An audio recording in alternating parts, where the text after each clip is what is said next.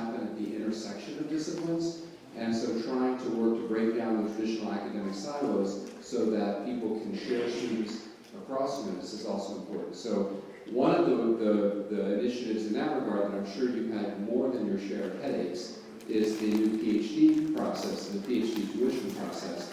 And there's a meeting later today, in fact, which you're all welcome to if you want to go to even more meetings, about ironing out any final remaining glitches with that. But that's been a heavy lift, a big project. A lot of offices around campus have been involved in it, and I'm really happy that we're actually getting it done. And it's going to make things, it's going to lay the groundwork for things to be much better for a lot of reasons going forward. So we have lots of strategic initiatives. We also have some operational initiatives that we're working on. For example, digitizing forms. Remember those D-forms for the PhD students? Well, there's no reason that in the 21st century that shouldn't all be online. So we're working on, so we've already got our, for example, the travel, for students looking for travel awards, that's already now online. So we're going to be slowly but sure, well not so slowly, actually pretty quickly, putting all kinds of things online. So those are just a small smattering of the things we've got going. Also, just so everybody knows, our location will soon be changing. So right now, the office is still in that tiny little suite tucked away in the back recesses of Randall Hall.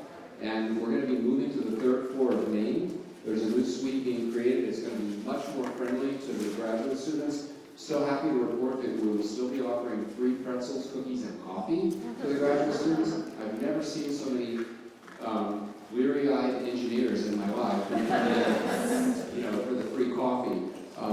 And the single biggest item in our budget, I think, is the coffee. It's amazing when I look at the budget and see how much we spend every day on coffee. But hey, you got to keep them awake somehow. So we're going to be moving into this new space. Originally, it was supposed to be done ready for us by the end of this calendar year.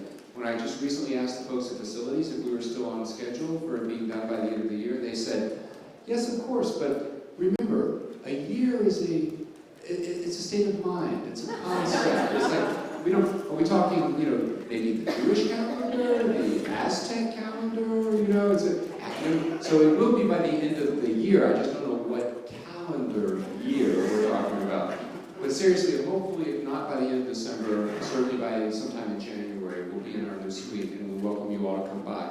The final thing I'd like to say is really just a heartfelt thanks to each of you. You guys are the people on the front lines who, when those of us sitting around get to create policies that we think might be helpful and make things go better, and then you guys get to be the ones to actually face all the consequences of that when all the students come with confused and everything else. And it couldn't do it without you. And so we appreciate that. But at the same time, it's really, we want to encourage a two-way street of communication. So if you have ideas, concerns, issues, please bring them forward to us, to anybody at the table, anybody in the college, and we'll share them together. We meet every week on Monday morning, and any ideas that you have, we really welcome your input. So with that, I'll close. Again, it's a pleasure. Look forward to meeting and working with all of you. And I'm going to turn it back over to Natalie. Thanks. Thanks, James. So we're going to actually skip an agenda item right now to go to our Drexel Central update. We have our colleagues from Drexel Central, Casey Turner, Rose Breslin, from the Drexel Central team to give us an update on all the changes. We've had a busy few months here at Drexel, and I think that we'd all welcome to hear what's going on in your shop. Can you hear me without the mic? Yes. Because they're recording. Oh, you're videotaping. Yeah. Not my favorite thing. Just so you know. Hi, everybody. I'm Casey Turner. I'm the Assistant Vice President for Communications and Marketing and in Enrollment Management and Student Success, which doesn't fit on a business card anymore. The first thing I want to do is thank Natalie for inviting us, and James and Adam, and congratulate you on your appointments and congratulate you all on the graduate college. As I just said to James, with whom I've had the pleasure to work fairly closely, and Adam, it's about time. So we're all delighted with the creation of the graduate college. I also want to introduce my colleagues here. Rose Breslin, who is the new director of Drexel Central. Steve Schafling, who has come from the dark side. He is the Director of Undergraduate Advising, but is working very closely with us in Drexel Central. And a surprise to us, the University Registrar, who will be talking to you later about other things, but who is a partner, whose office is a partner in Drexel Central. I said to myself and I said to Natalie in my email today that I didn't really want to talk very long. I really wanted us to hear from you. And then I wrote my notes and I realized just how much things have changed and are changing in Drexel Central, and hopefully for the benefit of our students. Like I said, Drexel Central is part of enrollment management and student success is the focus. That is how we are focusing our lens, is on student success. That means a great deal of support for you, because your only job is student success. That is your job number one. So let me just tell you about a few things that are happening, and then I would hope that you would comment, question, complain. You can throw food if you need to. I understand that Drexel Central has provoked some serious emotions in the past. It may in the future, but just have some mercy on us while we're going through this time of change. Just so people understand it, because, and please forgive me if this sounds simplistic, but I've run into some misconceptions about how Drexel Central is structured. Drexel Central is an entity in and of itself, and it's really meant to be the frontline triage for student concerns regarding registration, student records, billing, and financial aid. But there is an office of the University Registrar, there's an office of the University Bursar, and there is an office of financial aid. So Drexel Central helps coordinate how all of those offices work together to benefit students and their families. So I just wanted to get that out in front first. So the first change we're making, I'm sure you've all had the experience of calling the 1-800 number and getting our friends in Knoxville, Tennessee, who work for a vendor called Ed Financial. We've had the call center for a very long time, and you should know that as of July 1st, 2016, there will be no more vendor outsourced call center. We are bringing it in-house. And plans are already made, we already have a location, we have pretty much job descriptions, all sorts of things are well on their way. So we're very excited about bringing the call center in-house, where we can train and supervise ourselves, and we don't have to rely on folks who are not our employees, frankly, to do this kind of work. So I think that has met with universal excitement. Until then, we're going to limp along a little bit, I'm afraid, with the call center, but we have made some changes in the way they work with us and how we get what we call escalations if a student issue keeps going on and on. For example, in the past, a student would call, and the question would, if they couldn't answer the question at the call center, then it would come up to the next level, which is Drexel Central.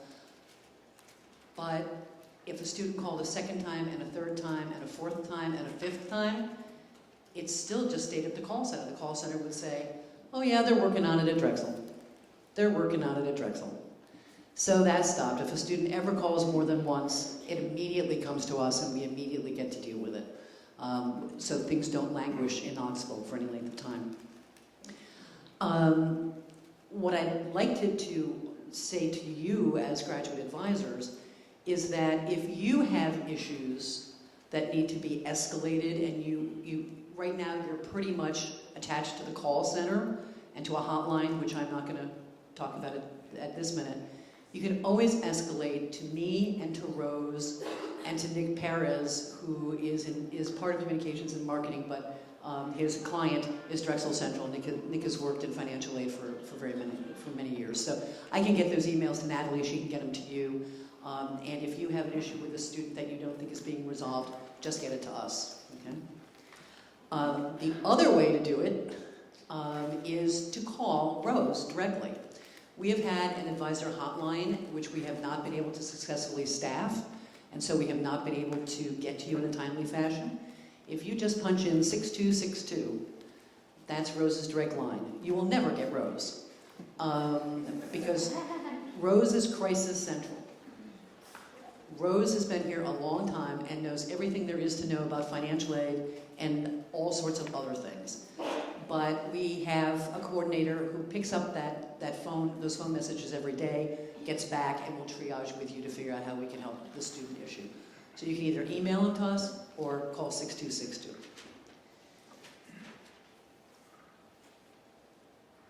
That's sort of a temporary fix right now. We're down about 6 people in Drexel Central, but once we are up to full speed, which we will be by the end of the year, our intention is to assign a Drexel Central counselor to each college and school.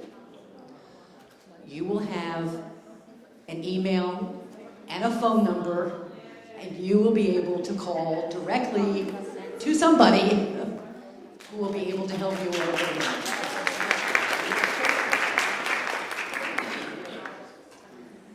Yeah, that seems sort of obvious to us. But you'll have to wait until January until we get fully staffed, because it wouldn't really be fair to we're really running on a skeleton staff right now. What else is in this? Oh, you should also know that the financial aid officers, the registrar, and bursar are now physically located representatives in Drexel Central. So if a student walks in, or if you walk in, they can go behind the scene. Actually, they're out front. And if an issue demands more than a representative at the desk can help with, there's a financial aid expert, there's a bursar expert, there's a registrar expert who are right on site and who can help you immediately. Okay? Some processes. There might be more applause here. I don't know. Steve will. There are, as you know, and I think James mentioned one earlier, a round of applause from you. There are processes and procedures and policies at the university that are so arcane and so archaic and so time-consuming and unnecessary that we're trying to identify all of them and fix them all. 2 of them are withdrawing from the university and leave of absence. And Steve, who knows a lot about these things, is working through that. And I think we're at a place where this is going to be almost at a place where this will be expedited in ways that we never thought possible. And the other one, thanks to the registrar and to Steve, is the idea of electronic course withdrawal, so that you aren't faxing back and forth, but that we can do that online. So that's another innovation, I think, that will be coming down the pike very soon. So we're trying to identify all of them. If you have a particular pet peeve, something that you think can be fixed, and why haven't these people been smart enough to fix it in the past, just let me know, and we'll look into it. Steve and other counterparts, Joseph and Annie Fulton and the bursar's office are just whizzes at figuring out how to deal with process. There just hasn't been the will in the past, and now there's a will to try to streamline these things to make it easier on our students and on us, to be honest with you.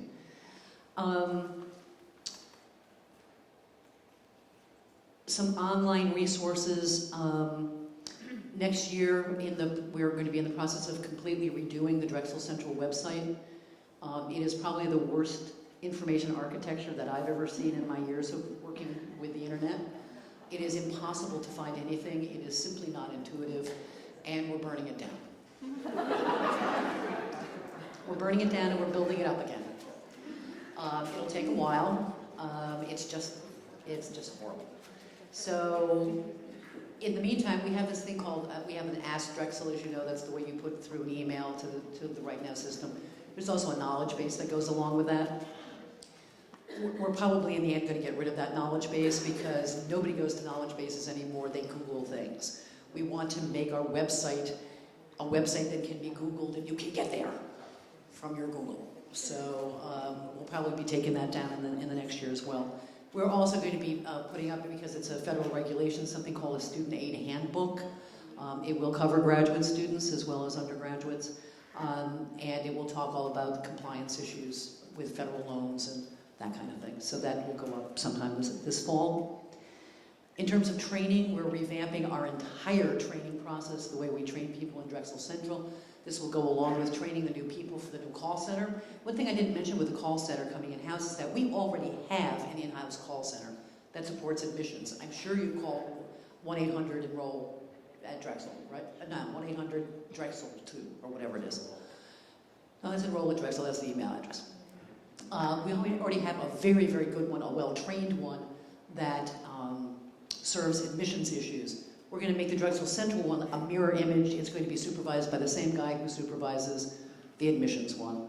So we're revamping our training completely, and my sense is that at Drexel Central, we are extremely weak in our knowledge about graduate studies and graduate students. I think we're very weak there.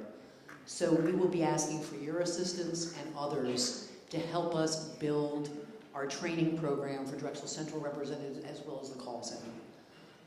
I think my sense also is that graduate education, next to transfer students, has always sort of been the second thought.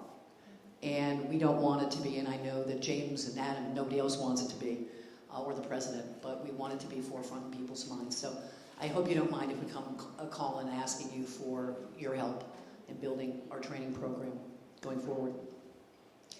And in terms of communications, we are in the process, because all of our graduate students and any other student here gets mounds of email from the bursar, the registrar, Drexel Central, financial aid. We have done a complete inventory of all those communications. We're going to be slicing and dicing, simplifying, consolidating, so that people are not getting that much mail from us.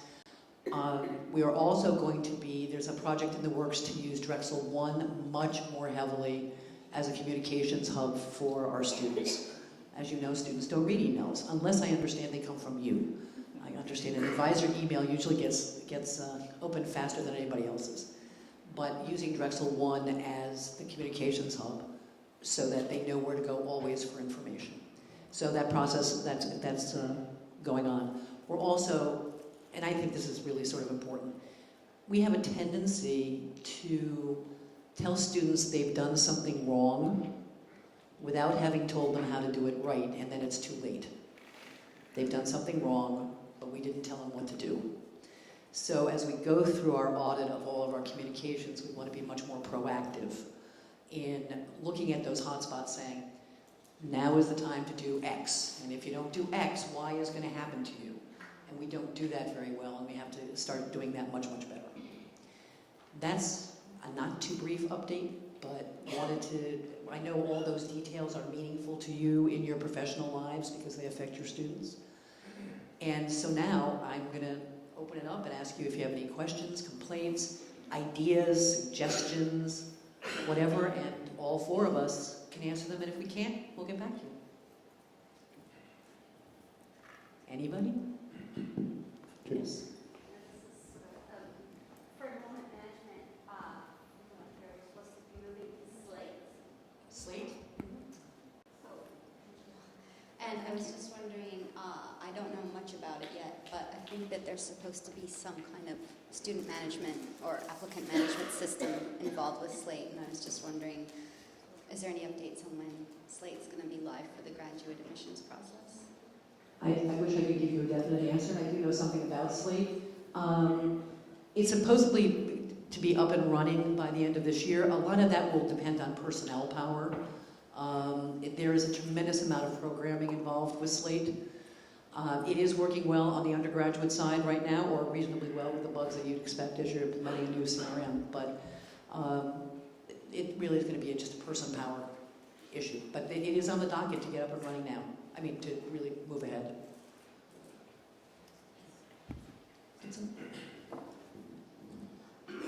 Thank you. Any update you can give us on the graduate online admissions being done by Duo now? Any thoughts you can give us there? As Duo gets integrated into the university. What was the question exactly? The question is, any updates on the integration of Duo admissions, graduate admissions, into the rest of the university? I'm Kim Stott from Drexel Can you use the Drexel University Online just recently became a nonprofit enterprise from a for-profit enterprise, so we're integrating many of our processes with the university, so policies and practices and so on and so forth, but we have never done admissions, so our job is recruitment of students through the application completion process, and so there's a nice wall between us and the university, so admissions will still remain under the purview of Drexel and separate from us. Does that answer the question, or is there more to it? Is that you, Frank? Oh, hi, Frank.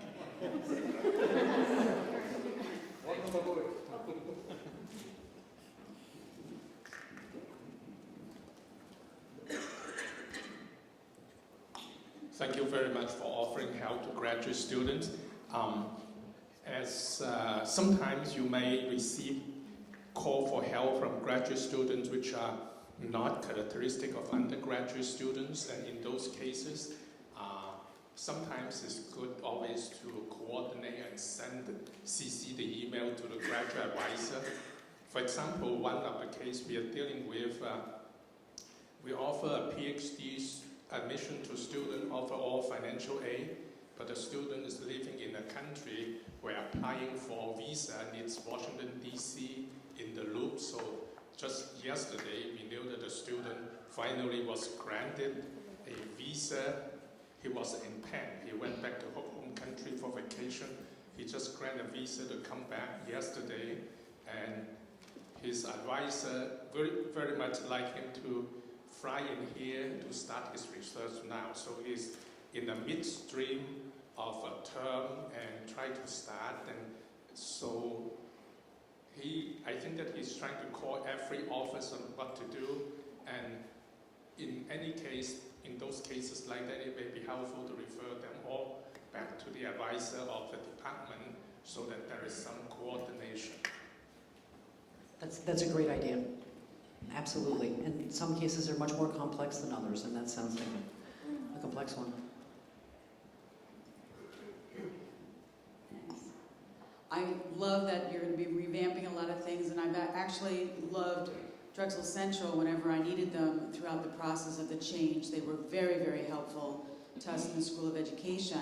But going forward, we've had a little bit of an issue with graduate students who are taking CLEP and Dante's, Excelsior examinations while they're a student to fulfill teacher certification program requirements for state certification.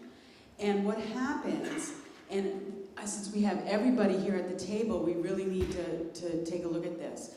What in the past that had happened was Stephanie Rabel was fantastic as our admissions representative. And she would look, when we couldn't find them in knowledge, she would go searching in this vat where any unclaimed for students who they were coming in from the admissions point of view, it wasn't getting uploaded into their student file. And what was happening is they would say that they sent them, we would ask for them. Advisors cannot view that deep vat of information. So if we could have training on how to view it to save on time, or if it's recognized that they're a student, could they just upload it into their student file? That would be fantastic, because the student has been requesting all of these transcripts several times over, paying money. It is keeping them from getting certified and gaining employment. So we've done a lot of emailing back and forth, and that's why Stephanie helped us with the process, but she has since left then, and there's been a lot of changes, and I totally understand we're going through so many changes too. But I would love to work with whoever can help all the graduate teacher ed students get pushed through their certification program real quick. So, thank you. Do you want to say? Here. So I think the breakdown probably is in the electronic process, because when we receive paper copies of forms or tests or anything in our office, we'll email the advisor, scan it into Knowledge, and say the document is ready. So we can work with a conduit or whoever the contact person is to establish that. And I think probably is when it comes in electronically, if it's not matched correctly, it probably goes to an unmatched well of electronic documents, and then it's just establishing the criterion to make sure the programs are right. So it could easily be worked out. Well, I'm promising services from the IAS, but I'm sure it could easily be worked out. And I'll talk to graduate admissions just to make sure. What is your name, just so I...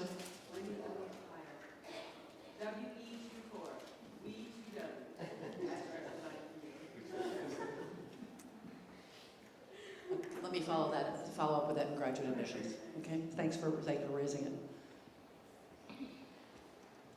Here.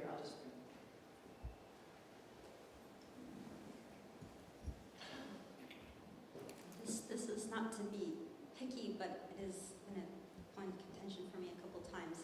Sometimes emails will come out specifically to my PhD or even my MS students from financial aid or from a variety of sources with the wrong information.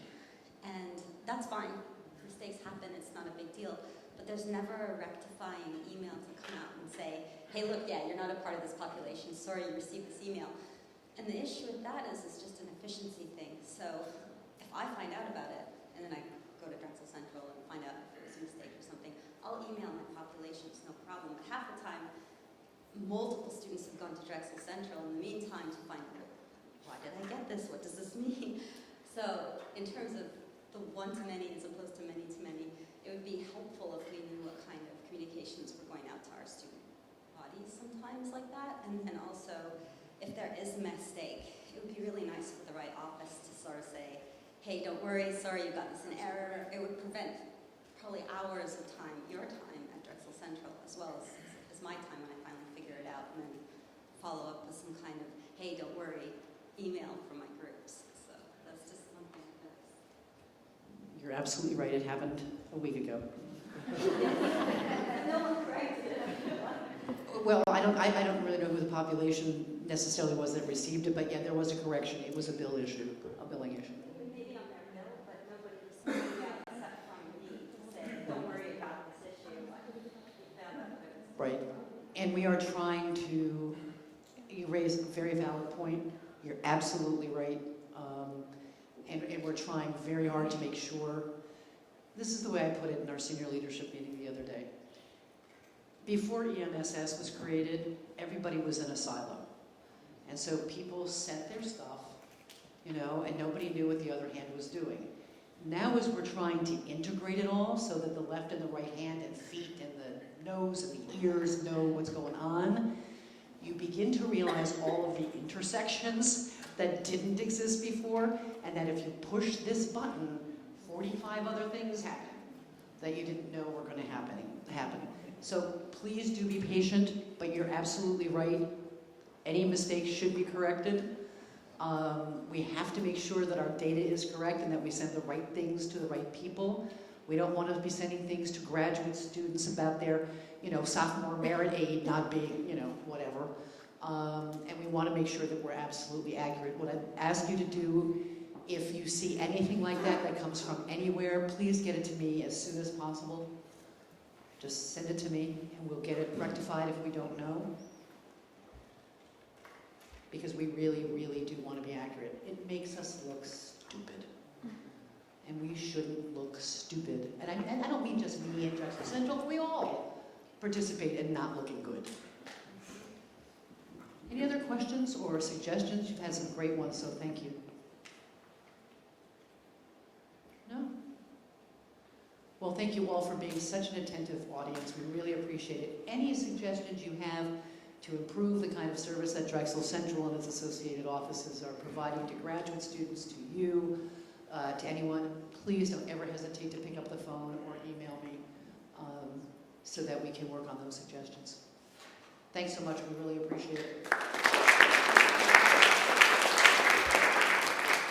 Thank you, Casey, Rose, Steve, Joseph, for joining us. We're just going to have John Wiggins. He is going to give us a quick update on thesis requirements from the library. Great, thank you. Hi everyone, I'm John Wiggins. I'm the Director of Library Services and Quality Improvement. I'm a longtime supporter, but first-time speaker at this event.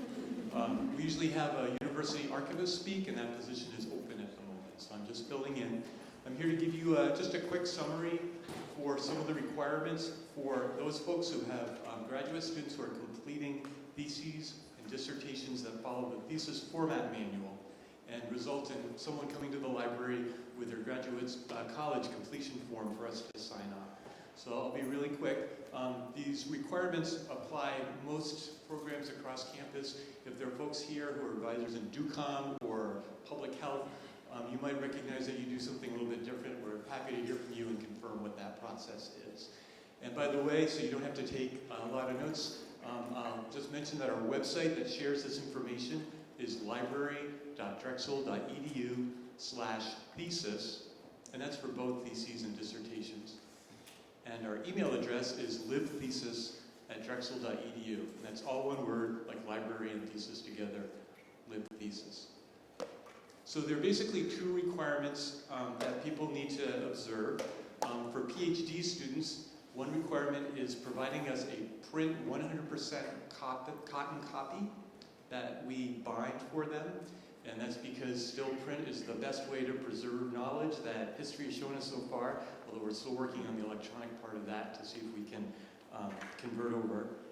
And there is an electronic copy as well to be submitted, and that's to ProQuest, and there's a link on our website that helps with that process.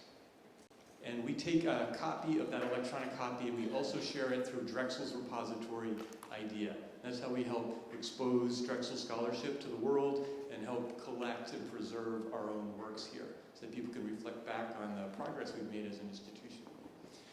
For folks who are not in PhD dissertation programs, but EDDs or any kind of master's program that has a thesis, the requirements are slightly different. It's still the 100% cotton print copy, and also for master's student, a second copy, and it's their choice. It could be a second print copy of whatever paper they want, or an electronic copy that will share an idea. The other things that they should bring with them are the T1 form and the graduate college completion form for us to sign off. And for each print copy they're having bound is a $20 binding charge. So those are the requirements. And there are a couple things that are optional that I just wanted to mention to reassure you. We're very used to helping folks who are helping graduate students who are have funding requirements that require them to delay publication of their research. So we can still accept all the information and embargo it and wait for the right thing to happen, and then we can release so that ProQuest shares the information and we share an idea. That's not a problem for us, so just let us know when you need that. And the other is that it's not a requirement for an advisor copy at the university to be produced, but some of your departments may still want that. So individual students are welcome to have any number of additional print copies bound, including one to share with an advisor. So just let them know if that's a requirement, and then they'll bring that in along with things that they share with their family members and aunts and uncles and everything to celebrate. So if you have any questions, again, our email address is libthesis@drexel.edu, and our website is library.drexel.edu/thesis. Okay, thank you. Thanks, John. All right, so last but not least, my favorite. Many of you know that we've actually officially established the graduate student probation policy. It passed in Senate, thanks to Dr. Herbert, and all the hard work of our team behind that for the past, I don't know, I want to say 8 months, almost a year. And so Joseph Salomon and I have worked very closely on establishing this, and we just wanted to present the updated policy for you because it is, we're in a soft launch phase, and it's going to start affecting our students at the end of this term. So, Joseph? Hello, everyone. So I echo the sentiments of Casey Turner with the new graduate college, and it's been really a pleasure working with them as we collaboratively look at processes that are through EMSS as well as the registrar's office and how they interface with the graduate college. So having been here for about 25 years, I've noticed that there was never a policy which was term probation. And also having been a graduate student, luckily having always been a really great graduate student, so I've never been on probation. So I've noticed that we've done some research, and we worked with Tech Lim at the time to talk about the idea of what is term probation versus overall CUME probation, and how does that holistically impact the student. And many of you have already seen the flow chart already when we presented it, I think about last spring, and it was really well received. And at that forum, we realized that there are several issues with graduate students that have a really solid CUME GPA, but at times have CUME term GPAs that fall below a 3.0.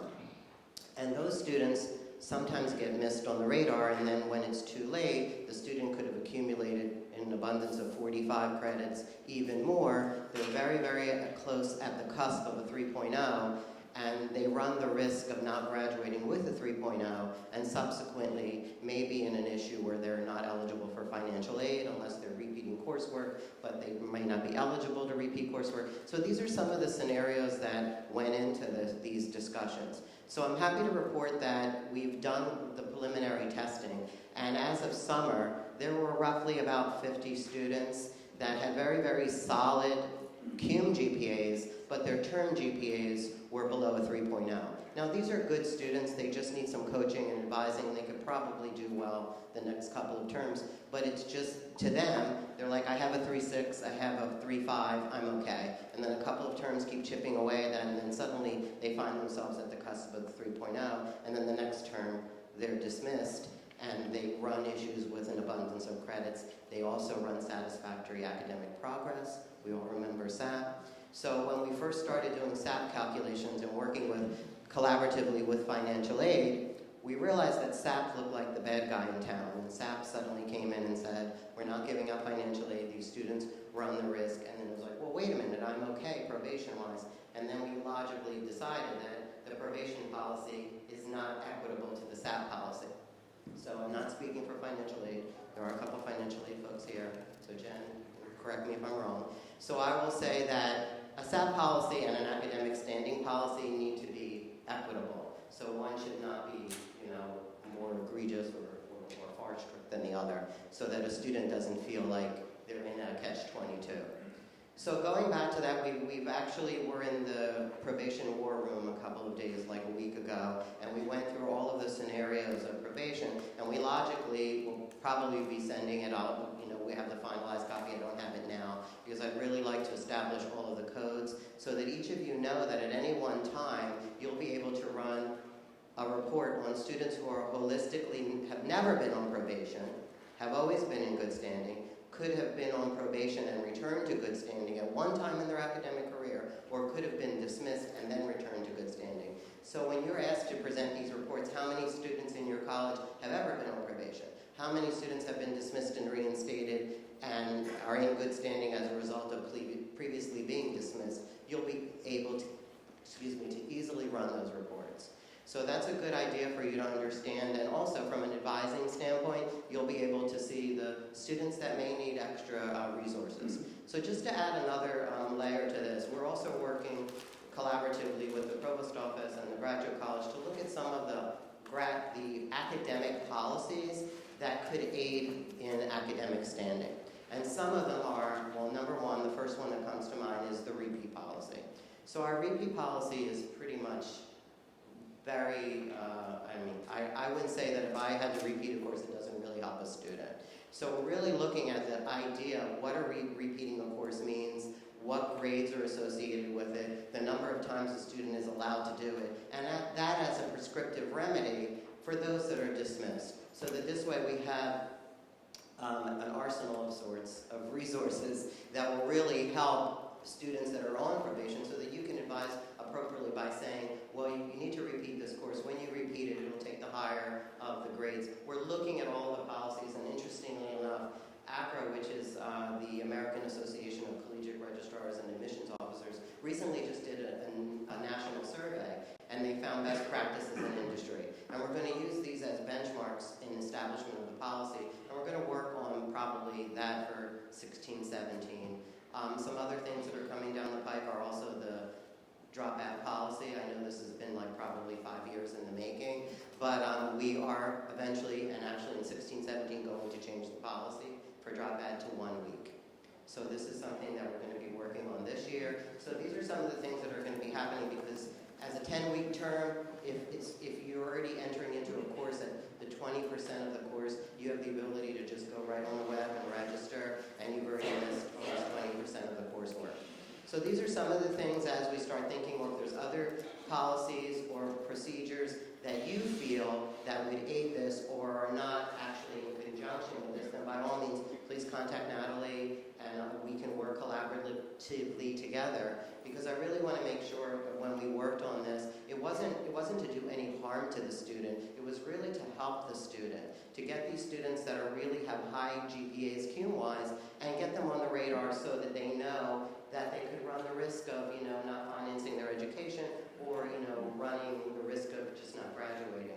very problematic when an outside agency would see a transcript and the student would have a 3.5 GPA, and then they would have 2-3 terms with less than a 3.0, and it would say in good standing.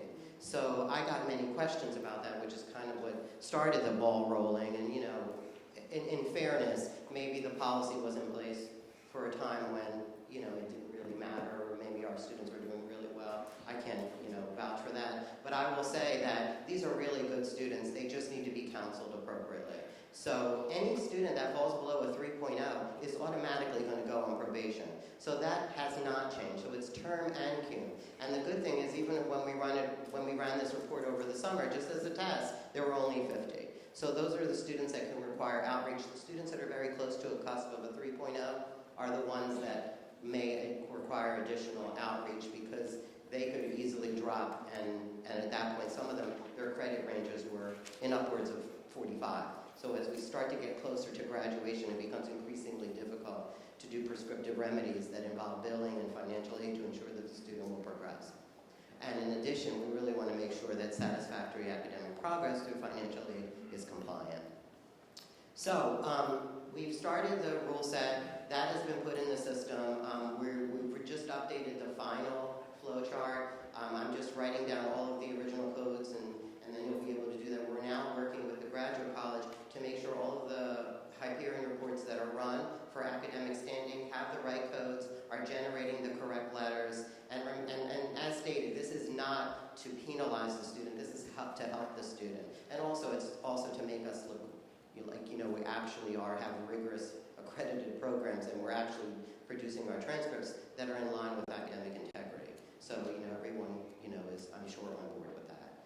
So, just to finish, that I will say that we'll have the final flow chart, we'll have the rule set, and the policy is already written. It was approved, thankfully. It's probably the bestest approval of a policy that I've ever seen in the history that I've been here. So maybe we can use this as definitely momentum to address the undergraduate probation policy. And the good thing is that the graduate probation policy will be the model that will infuse the undergraduate probation policy, which we're really looking at because we see cross-sections of bachelor's, master's students who are evaluated on the graduate level and inconsistently sometimes on the undergraduate level. So we are really looking at evaluating the probation of bachelor's, master's as well. So that's forthcoming. Are there any questions? Yes.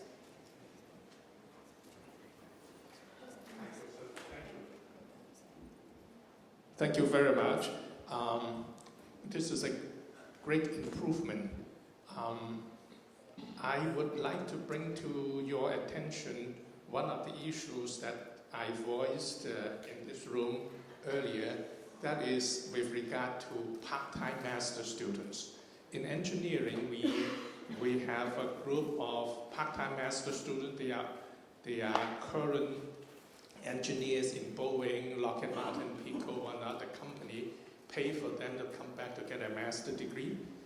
And actually, the departments just receive a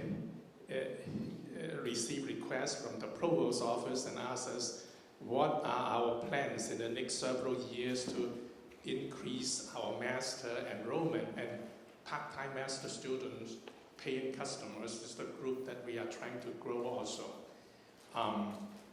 We had problem in the past with probation policy with part-time master students. There was a student, for example, they can only register one course per term. So the first course he registered, he get a B minus. B minus is below 3, so it's probation. The next term, he also get a B minus, academic dismissal. So, but these people, undergraduate, good GPA, they are engineers, so I worked with tackling a couple of cases that we have a process of reinstate them. Right now, both have graduated with above 3.0, and they were happy now. I was wondering, in the new policy for part-time students, do we still have this kind of problem? Well, I mean, that's a great point. And when we look at probation policies at the university, at the undergraduate side, they don't really base it on credit thresholds, but the assumption is it's full-time. So I would say that's a decision for the graduate college to look at. But, those are caveats that, a system is only as perfect as how the rule set is developed. But it doesn't mean that the rule set is the be-all and end-all. Obviously, when you review a probationary status, you have to look at the entire academic record, and then you have to determine, is it consistent? And sometimes when we think about it, students are dismissed and reinstated. There are change of grades that are happening all the time. So when we look at change of grade, a student could have an F, they could be below a 3.0, then the next term, the next week, their grades reported and now they're above. So those are some issues that when we look at it, that's a rule set that probably needs to be developed, and I'm going to defer to the graduate college, and when we work on that, I agree. I mean, I would say that, a credit threshold needs to be established if we look at it, but, you have to be careful because that student could be 3 consecutive terms of 3 credits and below a 3.0, and then the decision needs to be made because obviously they're not, progressing academically. And then we'd have to also factor in the idea of financial aid. But the academic policy will stand alone. So it's something that we should take care of. Right now, it's not set with a credit threshold, but the ability is applicable. And at the undergraduate level, part-time students are evaluated a bit differently from different cycles of a year within an academic year. So, are there any other questions? Thank you. That was a great question. Okay, well, I think that this process will definitely improve how we're evaluating students from a term basis over an overall QM basis, and I think it will also really assist us as we start progressing students towards degree and not in the 11th hour saying it's spring term and we have issues and we're all running around with change of grades and forms, and we really are trying to alleviate that by being more proactive. So thank you very much. More to come.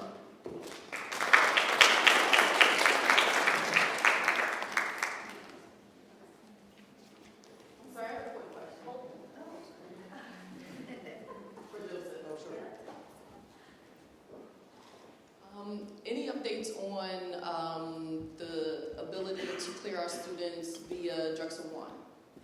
Not you mean through degree works? Through degree yes. works, sorry. Yes. So we finalized the last portion of that with academic information and systems, and we're going to be doing a webinar in November to go over the training, and more importantly, the boxes are there. We just reviewed the report to make sure all the information is coming over, so that we're going to be, you will be clearing effective fall, moving forward in degree work. So if they're cleared, you would check the box. If they're not cleared, you have to put in the exception. Well, they're actually just the exception override. But we'll go over training with that, and that's forthcoming. I'm just waiting for a couple screenshots from Harry Weinberg in AIS, but we'll be doing a webinar, and the goal is to keep moving people on the process, and then by spring we should fully be there. But we'll still be working collaboratively with the departments as we start implementing this, so people are still submitting paper and electronically. We'll work with them, and then we'll delicately say, what were your issues with degree works? Because the most important thing is degree works is going to be the tool to be used for all degree clearance in the future, because it's going to be heavily integrated with our course scheduling and actually how we start looking at student planners in long term and getting that information to do demand scheduling, which is really where we want to be. Any other questions? Joseph, just quickly, did you want to update the group on appeals? Because that's something that we... Oh. It's not exactly... No. The brief. Okay, all right, okay. So I will say that we are working on the process of late registration appeals. Those late registration appeals have a medical component.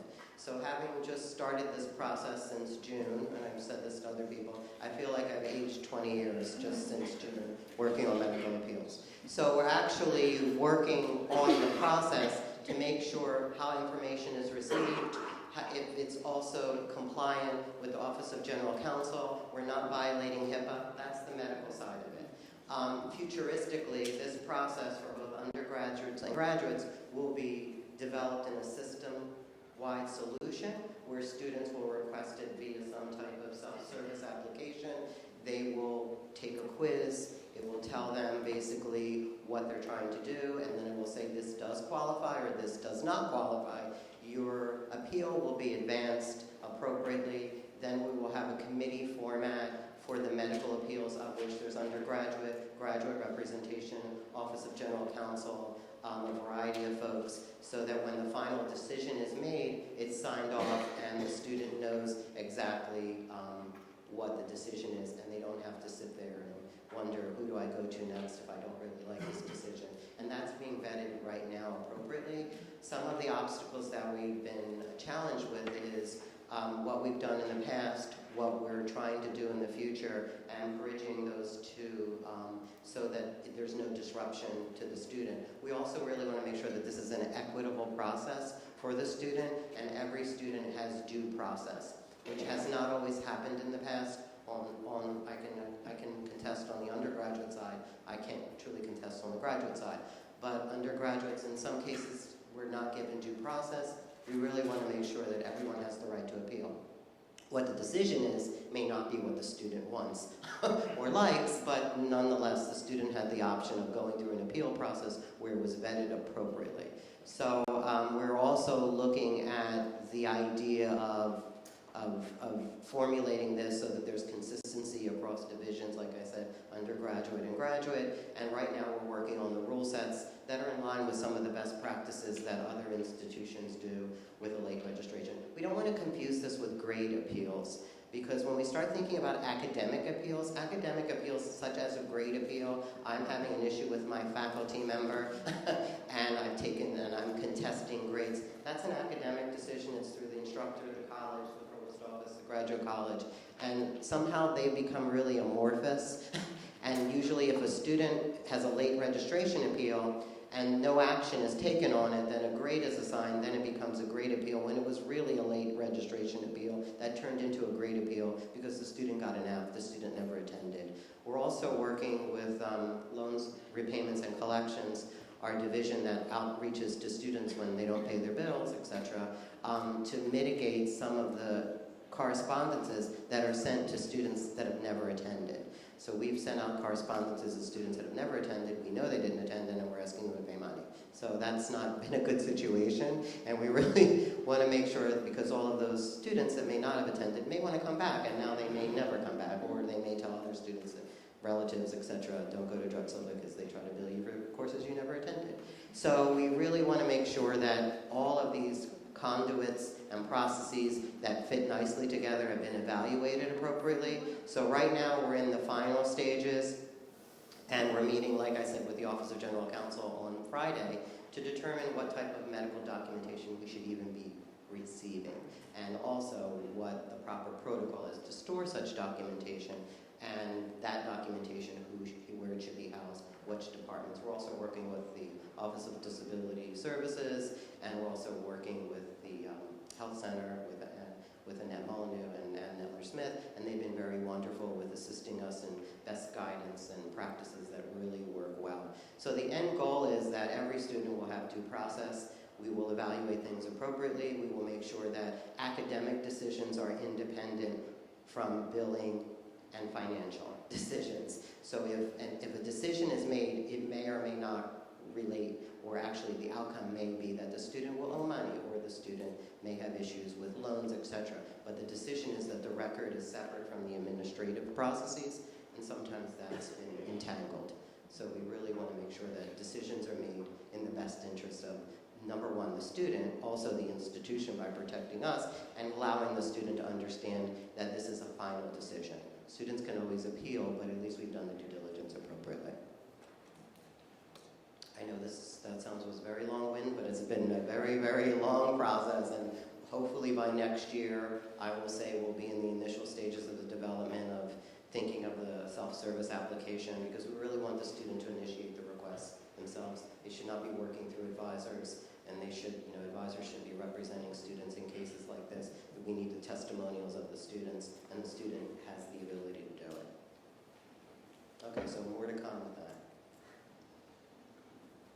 Thank you. So I just think in the interim, while we're building the system out, is that just keep advancing them to me, I guess, or tasks, and then we're handling it within a group format, making sure that Annette Molyneux's group is at the table, and Netler Smith's office is there, so it's really just consistent, and we're not making a medical decision because that's not what our job is. Our job is to support the students' academics. So in the interim, just keep the same process if things change in the interim, because I know we're trying to align a little bit on the undergraduate side, because undergraduate students still have access to an appeals email address. So sometimes we have to sort out that, but stay tuned. Is there any other questions?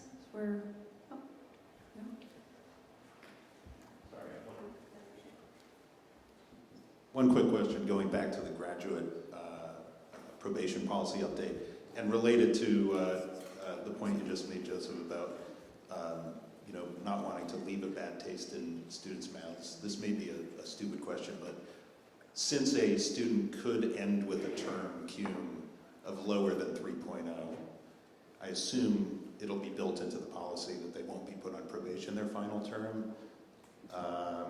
Or would they?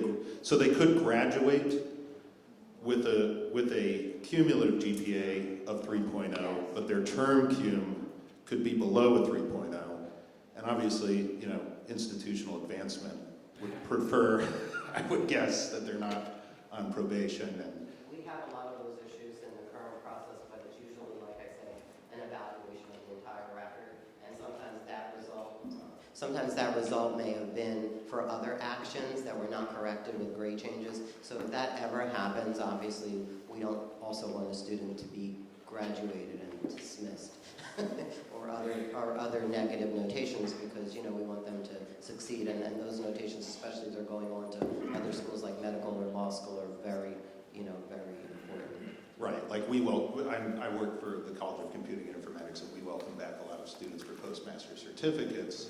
So that if they were to end on probation, that could impact their readmission process. Right. So these are some good points, and as we walk through the process, like Natalie said, it is live, but there's a lot of things that will be corrected. But at the end, we really want to make sure we're doing the due diligence before any notifications go out to students. On the undergraduate side, we review every single letter to make sure that we're not sending out a dismissal if a student has a 3.9 and took a 0 credit course. It looks like their term GPA is a 0.